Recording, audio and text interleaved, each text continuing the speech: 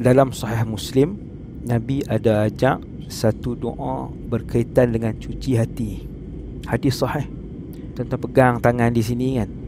Yang ni daripada saya lah. Lepas tu tuan-tuan sebut doa Nabi tersebut untuk jaga hati, cuci hati, pelihara hati, serah hati kepada Allah.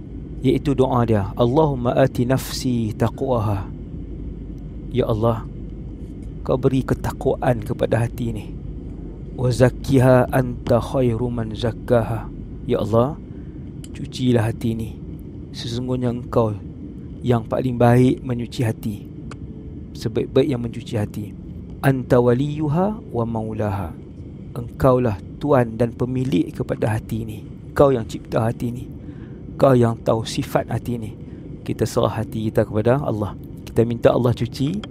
Kita minta Allah bagi takwa ke hati kita. Kemudian kita serah hati ni kepada Allah. InsyaAllah hati